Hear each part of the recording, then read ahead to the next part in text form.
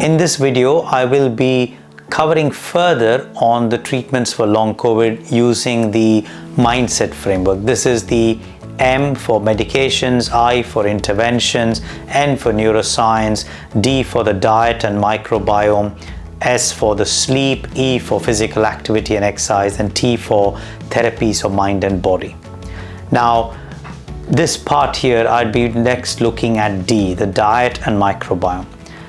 As in long COVID, where we understand that the immune system can be really hyperactive, it is now common knowledge that almost 70 to 80% of our immune system is in and around the gut and the intestine, also called almost the second brain when you take into account the nervous system that's there in the intestine and the immune system. There's enough to argue for this also being a second brain concept, which means that using diet and using nutrition is quite a powerful and a less harmful way of trying to calm the system down. So a broad principle that I talk about is the anti-inflammatory diet. Now, within the literature, there is a suggestion that you can look at more deeper diets. In fact, there's a suggestion that a low histamine diet or a paleo diet might be more useful, or a ketogenic diet. But the evidence for all of that is still yet to fully emerge. And if you did want to do such a diet, then I would recommend that you speak to a nutritionist or someone who's qualified to help you through those aspects of the diets and what they involve, because they can be quite restrictive when you're already feeling fatigued and having other symptoms of long COVID.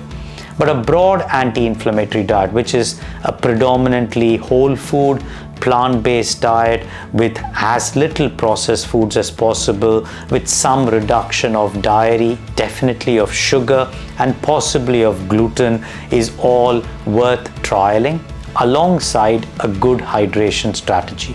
All of these are likely to be helpful and are definitely going to make a difference in calming the immune system down and hopefully therefore reducing some of the symptoms of long COVID. Next, we come to sleep, which is again one of the lifestyle pillars and is not specific to long COVID.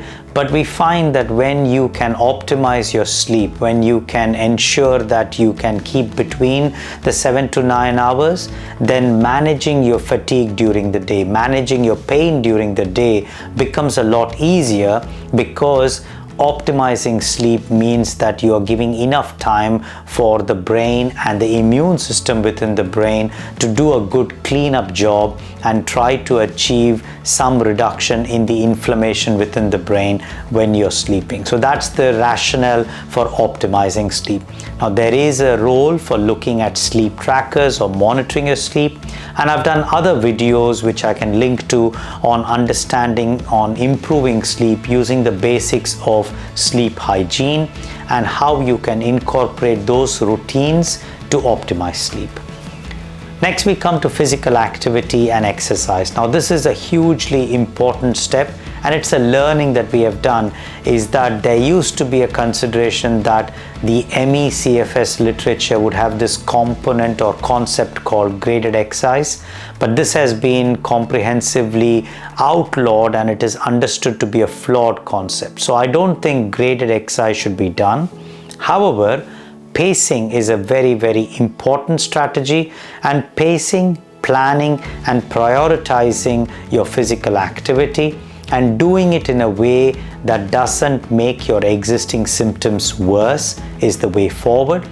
Some people are able to do it naturally and do understand, and there are a lot of good resources out there on the internet that can tell you how to do it. But a lot of long COVID clinics in the UK are able to offer this kind of support, because pacing can be sometimes difficult to understand, difficult to implement, and will often need some support to put in place. So reach out to your long COVID clinic for further understanding and support around this. But there are other resources that I'll signpost to as well, which can be helpful in understanding this concept of physical activity and pacing to enable physical activity. Physical activity by itself is hugely important because it brings about a rewiring and enhancing of the neural circuits in the brain, and that can actually build also the muscle, conditioning of the muscles, and that itself can release sort of anti-inflammatory chemicals that can ease the symptoms. The last but not the least is therapies of mind and body. Hugely important because ultimately what we are trying to do with managing long COVID is by calming the nervous system down and soothing and calming the immune system down. And mind-body therapies, by which I mean yoga, Pilates, breathing techniques, even cognitive behavioral techniques, acceptance and commitment therapy, motivational interviewing techniques, and using other gentle stretches, Pilates, even osteopathic or chiropractic techniques of massage and manipulation may all be helpful in allowing that area of safety, psychological safety, physical safety, and that will allow for the muscles to relax and for the nervous and immune system to calm down. Often the decision of which technique to go for within this whole big number of mind-body therapies is down to how close that therapist may be and how accessible they are, how sustainable it is, and what cost is each of these sessions, because a lot of them may not be covered all the time by insurance or even by your National Health Service wherever you are. But that is something to be discussed with your clinician to see what might be suitable for you.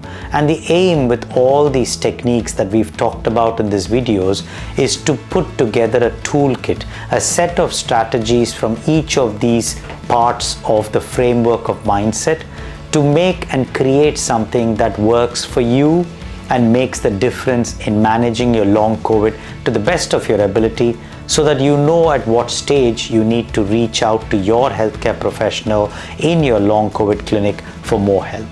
I hope this has been very useful for you in understanding the treatments of long COVID and helps you create a better plan for yourself.